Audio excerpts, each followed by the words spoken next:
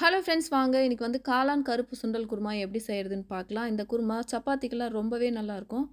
அதுக்கு முதல்ல நல்லா ஊற வச்ச கருப்பு சுண்டல் எடுத்துக்கலாம். கருப்பு சுண்டல் இல்லைன்னா வெள்ளை சுண்டல் கூட எடுத்துக்கோங்க. எடுத்துகிட்டு ஒரு குக்கரில் சேர்த்துட்டு இந்த சுண்டலுக்கு மட்டும் தேவையான அளவு உப்பு சேர்த்து நல்லா குக்கரில் போட்டு ஒரு 6 விசில் விட்டு வேக வச்சு எடுத்து வச்சுக்கோங்க. இப்போ மசாலா அரைக்கிறதுக்கு ஒரு கடாயில் கொஞ்சமாக எண்ணெய் சேர்த்துட்டு ஒரு கப் சின்ன வெங்காயம் 6 7 பல் பூண்டு 2 சின்ன துண்டு இஞ்சியை சேர்த்து இது கூடவே 3 சின்ன தக்காளியாக சேர்த்துக்கோங்க. பெரிய தக்காளியாக இருந்தால் 2 மட்டும் போட்டுக்கோங்க. போட்டுட்டு நல்லா வதக்கி விட்டுக்கோங்க. இது கூட ஒரு பட்டை, கிராம்பு, ஏலக்காய், ஸ்டார் பூ இதெல்லாம் சேர்த்துட்டு 1/4 ஸ்பூன் சோம்பு, 1/4 ஸ்பூனோட கம்மியாக கசகசா இதையும் சேர்த்து நல்லா வதக்கி விட்டதுக்கப்புறம் கடைசியாக ஒரு அரை முடி தேங்காயில் பாதி தேங்காய் மட்டும் துருவிட்டு இது கூடவே சேர்த்து நல்லா வதக்கி விட்டுக்கோங்க. இப்போ இது நல்லா வதக்கி நல்லா ஆற வச்சு ஒரு மிக்ஸி ஜாரில் சேர்த்துட்டு கொஞ்சமாக தண்ணி சேர்த்து நல்லா நைஸாக அரைச்சி எடுத்து வச்சுக்கோங்க.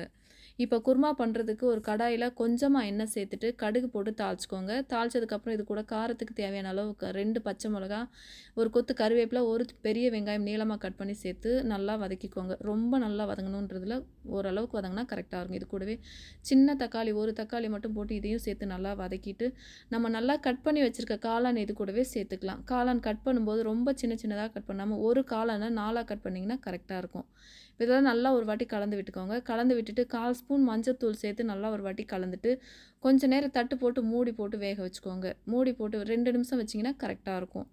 இப்போ 2 நிமிஷத்துக்கு அப்புறம் எடுத்து பார்த்தா நல்லாவே தண்ணி விட்டு வெந்திருக்கும். இதை ஒரு வாட்டி கலந்துட்டு இது கூட 1/2 ஸ்பூன் அளவு கரம் மசாலா, 1 ஸ்பூன் அளவு குழம்பு மிளகாத்தூள் இதுவும் சேர்த்து நல்லா ஒரு வாட்டி வதக்கி விட்டுக்கோங்க. வதக்கிட்டு இப்போ நம்ம வேக வச்சுருக்க கருப்பு சுண்டலை இது கூடவே சேர்த்துக்கலாம். சேர்த்துட்டு இந்த மசாலாலாம் கலக்கிற அளவுக்கு இதை நல்லா கலந்து விட்டுட்டு நம்ம அரைச்ச மசாலாவை இது கூடவே சேர்த்துக்கலாம். சேர்த்துட்டு இது கூட இந்த குருமாவுக்கு தேவையான அளவு தண்ணி சேர்த்துக்கலாம். சேர்த்துக்கிட்டு கொஞ்சம் ரொம்ப திக்காக இருக்க மாதிரி தெரிஞ்சதுன்னா இன்னும் கொஞ்சம் கூட தண்ணி சேர்த்துக்கோங்க. சேர்த்துட்டு இந்த குருமாவை நல்லா ஒரு வாட்டி கலந்து விட்டுக்கோங்க. இப்போ கலக்கும்போது ரொம்பவே தண்ணி மாதிரி திக்காக இருக்கிற மாதிரி இருந்துச்சுன்னா இன்னும் கொஞ்சம் கூட தண்ணி சேர்த்து நல்லா ஒரு வாட்டி கலந்து விட்டுக்கோங்க. கலந்து விட்டுட்டு இந்த குருமாவுக்கு தேவையான அளவு உப்பு சேர்த்துக்கோங்க. சுண்டலில் உப்பு சேர்த்துருக்கனால அளவு பார்த்து சேர்த்துக்கோங்க. சேர்த்துட்டு நல்லா மூடி போட்டு கொஞ்சம் நேரம் கழித்து எடுத்து பார்க்கலாம். எடுத்து பார்த்தோம்னா ஓரளவுக்கு நல்லா கொதி பிடிச்சி வரும்போது நல்லாவே இப்போ கொதித்து நல்லா வரும்போது கொஞ்சம் நல்லா ஒரு வாட்டி கலந்து விட்டுக்கோங்க. இல்லைனா அடி பிடிச்சிட போகுது. இப்போ நல்லா கொதிச்சு குழம்பு குருமா ரெடி ஆனோடனே கொஞ்சமாக கொத்தமல்லி தழை தூவி இறக்குங்க. ரொம்ப டேஸ்ட்டான காளான் கருப்பு சுண்டல் குருமா ரெடி ஆயிரும்.